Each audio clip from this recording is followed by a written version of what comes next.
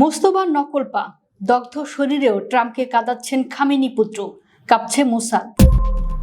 মধ্যপ্রাচ্যের রণাঙ্গনে মার্কিন ইসরায়েলি সাম্রাজ্যবাদের পৈশাচিক হামলার পর এবার সামনে এলো এক হাড় হিম করা গোপন তথ্য, যে মোস্তফা খামেনিকে ঘিরে গত কয়েক সপ্তাহ ধরে বিশ্বজুড়ে রহস্যের জাল বিছানো ছিল। মার্কিন সংবাদ মাধ্যম নিউ ইয়র্ক টাইমস এর এক বিস্ফোরক প্রতিবেদনে ফাঁস হয়েছে তার আসল অবস্থা। এক পায়ে কৃত্রিম বা নকল পা আর দগ্ধ মুখমণ্ডলে প্লাস্টিক সার্জারির প্রস্তুতি, পঙ্গু শরীর নিয়েও বাংকারের ভেতর থেকে যেভাবে তিনি পুরো মার্কিন প্রশাসনকে নাস্তানাবুদ করছেন তা দেখে আক্ষরিক অর্থেই ঘামছে পেন্টাগন। গত 28 ফেব্রুয়ারি যুক্তরাষ্ট্র ও ইসরায়েলের বর্বরোচিত হামলায় ইরানের তৎকালীন সর্বোচ্চ নেতা আয়াতুল্লাহ আলী খামেনি শাহাদাত বরণ করেন। সেই একই হামলায় গুরুতর আহত হন তার উত্তরসূরি মোস্তফা খামেনি। নিউ ইয়র্ক টাইমসের প্রতিবেদন অনুযায়ী একটি বোমার আঘাতে মোস্তফার একটি পা আক্ষরিক অর্থেই পঙ্গু হয়ে যায়।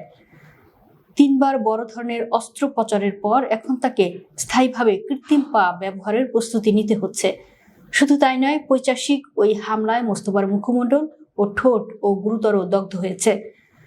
তার একটি হাতও মারাত্মকভাবে জখম হয়েছিল, যা বর্তমানে ধীরে ধীরে সুস্থ হচ্ছে। তবে দগ্ধ মুখের কারণে কথা বলতে অসুবিধা হওয়ায় ভবিষ্যতে তার প্লাস্টিক সার্জারির প্রয়োজন হতে পারে বলে চিকিৎসা সূত্রে জানা গেছে। পাহাড়ের মতো অটল মোস্তফা খামেনি তার এই শারীরিক সীমাবদ্ধতাকে শত্রুর সামনে প্রকাশ করে নিজেকে দুর্বল দেখাতে চান না। আর এটাই হয়ে দাঁড়িয়েছে ট্রাম্প ও নেতানিয়াহুর জন্য সবচেয়ে বড় রহস্য। মোস্তফা বর্তমানে কোনো মৌখিক ভাষণ না দিয়ে কেবল লিখিত বার্তার মাধ্যমে পুরো দেশ ও সামরিক বাহিনীকে পরিচালনা করছেন।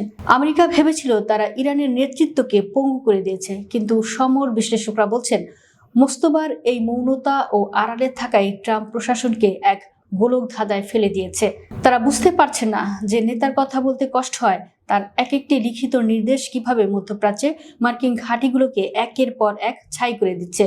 মোস্তফা খামেনির বর্তমান অবস্থান এবং চিকিৎসা এখন ইরানের সবচেয়ে বড় রাষ্ট্রীয় গোপনীয়তা। স্বয়ং ইরানের প্রেসিডেন্ট মাসুদ পেজেশকিয়ান, যিনি নিজে একজন বিশ্বখ্যাত হৃদরোগ সার্জন, তিনি সরাসরি মোস্তফার নিরাপত্তা ও চিকিৎসার দেখভাল করছেন। ইসরায়েলি গোয়েন্দা সংস্থা মোসাদের নজরদারি এড়াতে কোনো শীর্ষ নেতা তার সাথে সরাসরি সাক্ষাৎ করছেন না। সবচেয়ে ভীতিকর তথ্য হলো মোস্তফার এই আড়ালে থাকার সুযোগে ইরানের পুরো রাশ এখন চলে গেছে ইসলামিক রেভলিউশনারি গার্ড কর্পস IRGCর জেনারেলদের হাতে। সমর বিশ্লেষকরা বলছেন মোস্তফার সম্মতিতে জেনারেলদের এই উত্থান ইরানকে এখন আগের চেয়ে বহুগুণ বেশি আক্রমণাত্মক ও বিধ্বংসী করে তুলেছে। আজ বিশ্ববাসী পরিষ্কার দেখছে, অহংকার আর অস্ত্রের জোরে শরীর পঙ্গু করা যায় ঠিকই, কিন্তু একটি জাতির প্রতিরোধের স্পৃহা ধ্বংস করা অসম্ভব। আজ ট্রাম্পের দ্বিতীয় সপ্তাহের যুদ্ধবিরতির নাটককে জুতোর তলায় পিষে দিয়ে প্রমাণ করেছেন ইরান ভাঙবে কিন্তু মচকাবে না।